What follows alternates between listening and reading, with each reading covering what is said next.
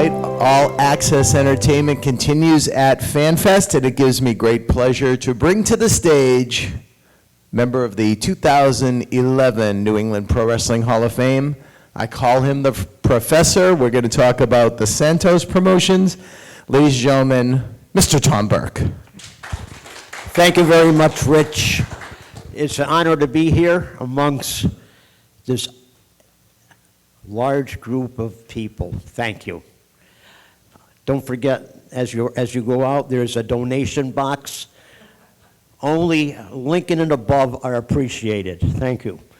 I'm going to talk about the Tony Santos promotion. The Tony Santos promotion was a New England-based promotion out of Boston. However, the promotion was just not limited to the capital of Massachusetts, but to all over New England and elsewhere, which we'll discuss as time goes on. The road to become a wrestling promoter for Tony Santos started before World War II. He was a wrestler on the undercard for Paul Bowser. Bowser liked him and brought him into the office to work and to book shows, and having a niche for talent, he was also an individual who watched wrestlers outside of the Paul Bowser promotion. He liked the kid and brought him into the office. When World War II started, he took the call and served in the European theater, obtaining a Purple Heart and other medals. When the war ended, he returned back home and was welcomed back to the Paul Bowser promotion, continuing his job for Paul Bowser. He continued to work in the office and decided to leave the confines of the Bowser dynasty to run shows on his own. However, it was not a complete divorce between the Bowser and Tony Santos, as Tony would use mid-card wrestlers from the Bowser troupe on his main events, and the rest of the card would be made up of local talent. In the late 50s, Tony established a regular lineup of shows all around New England and also venturing into Canada.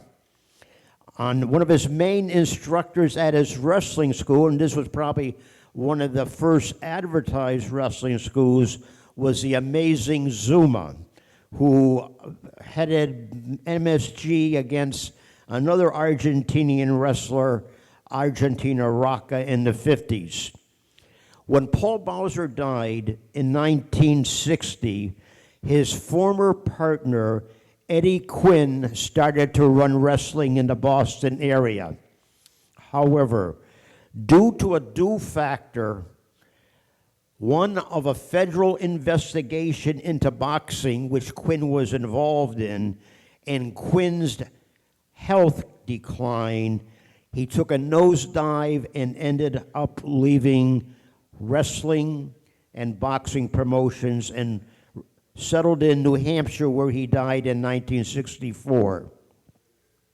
Santos ended up being king of the hill, promoting all shows all over New England, sending talent and promotions to Canada, Nova Scotia, Newfoundland, Montreal. He worked in Montreal with the Lortie brothers, who were two gentlemen who ran in opposition to whoever else was the established promoter. His school of wrestling continued.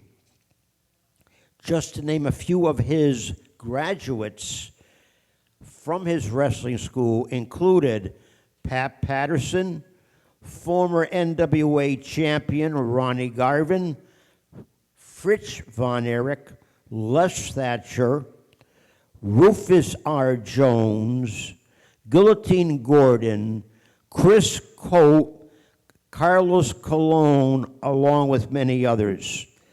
Some of the younger talent came to Santos land to wrestle, notably NWA champion Harley Race, who was billed as the Great Mortimer for Tony Santos.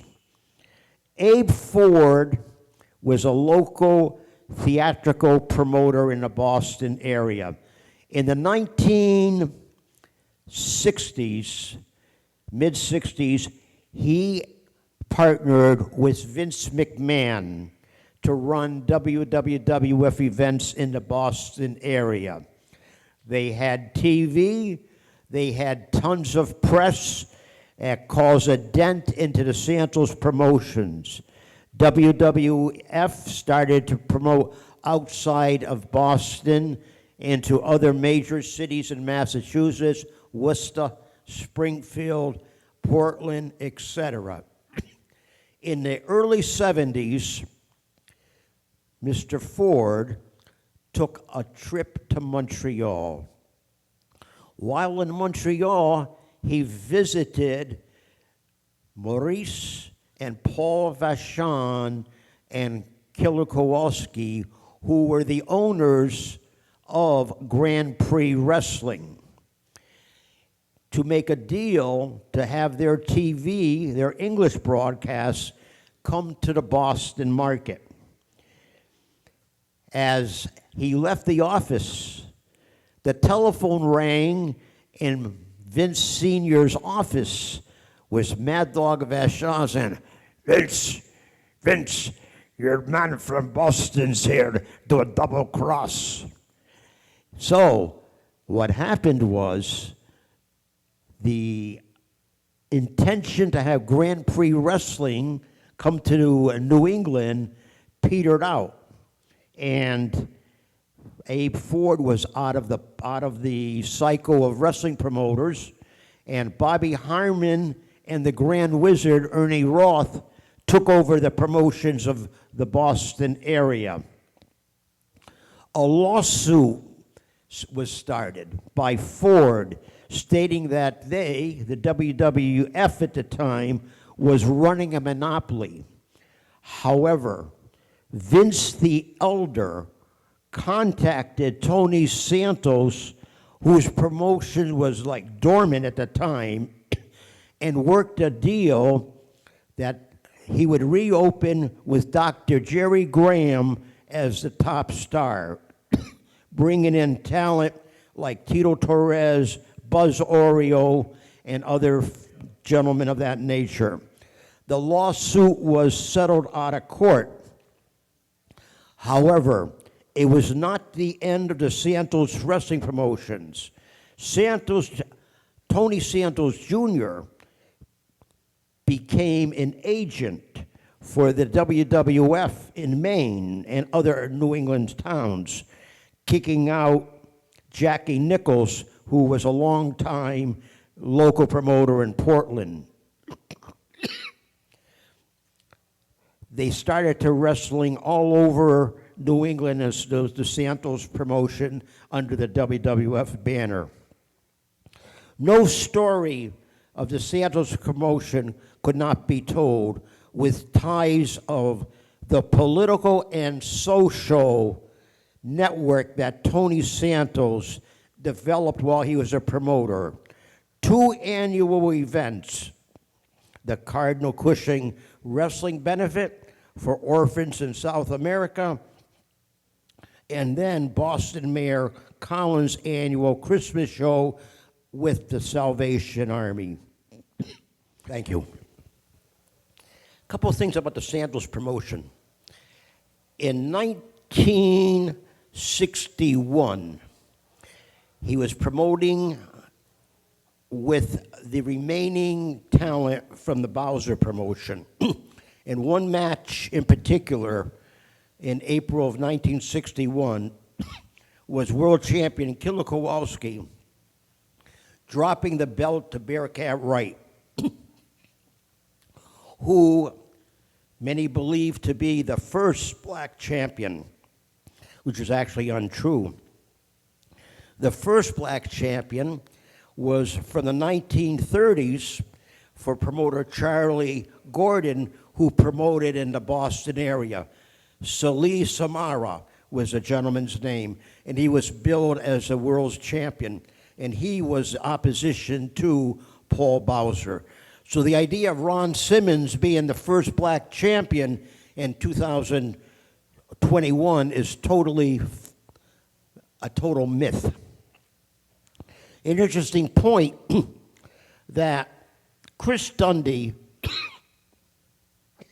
who was an NWA promoter in Miami, had a falling out with Eddie Graham, the booker of talent from Tampa. When the falling out took place, he contacted Tony Santos, and Santos sent his guys down to Miami for about 3 weeks to run shows with Chris Dundee. Things were patched up, and realizing that there was no TV, lack of name power, that he returned to the NWA. So I find that very interesting, that Santos had talent of his crew down in Florida. So that ran for about a few weeks and everything. Tony Santos and Jack Pfeffer. No story of Santos can be told without Jack Pfeffer. Jack Pfeffer was his mentor and a father figure.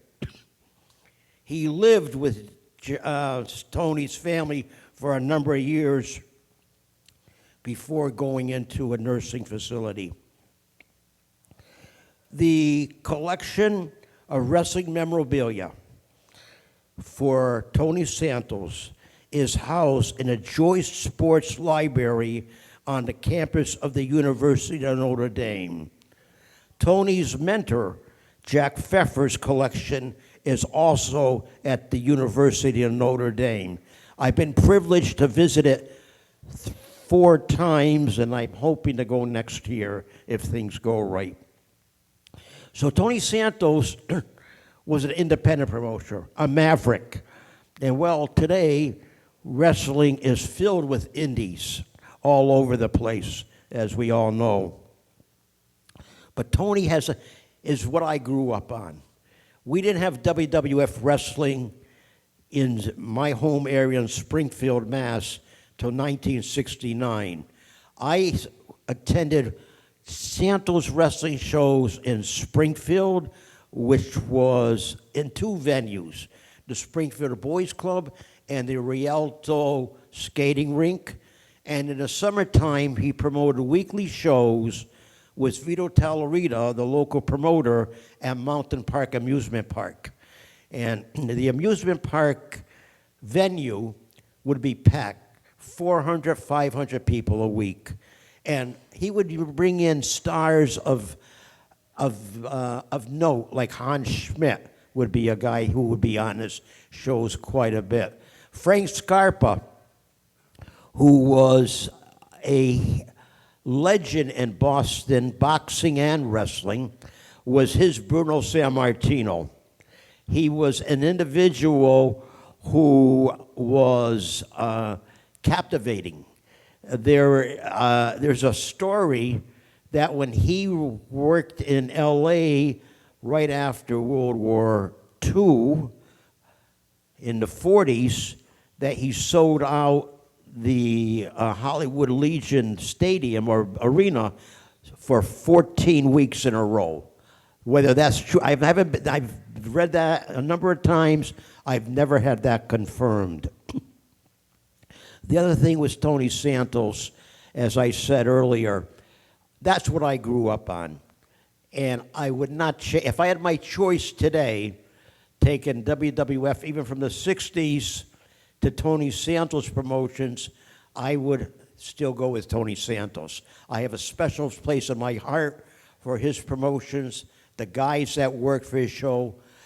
It was just a lot of fun. I believe that in the history of wrestling, Santos has left his mark in wrestling in a positive sense. I think you have to overlook some of the names that he used, courtesy of Jack Pfeffer. There was a wrestler, Dory Dixon, and he would have a Dory Nixon. And it was just a play on words. As I said earlier, Harley Race worked for Tony Santos under the name of the Great Mortimer. And at the same time, Vince Sr. had a wrestler called Great Mortier, I'm sorry. So it was always a play on words and everything, and it went well. I remember Moolah telling me a story on her last tour with Tony Santos. They were wrestling in North Attleboro or someplace, and he got her payoff, and it was not what she expected. And Alma Mills says to her, who was Tony Santos' girls champion, a dollar saved is a dollar earned.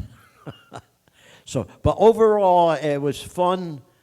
I really enjoyed that time period of my life, and I wish I could turn it back. Sad to say, Tony never established himself in the Boston area with TV.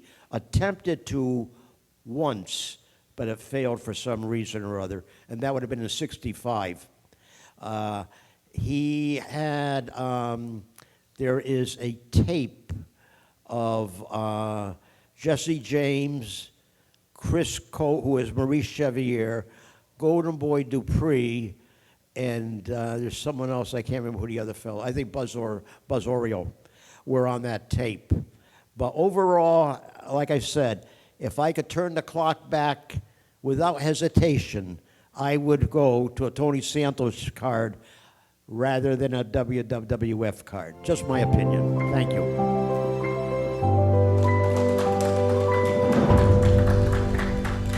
Don't forget the donation box in the back, please. Thank you.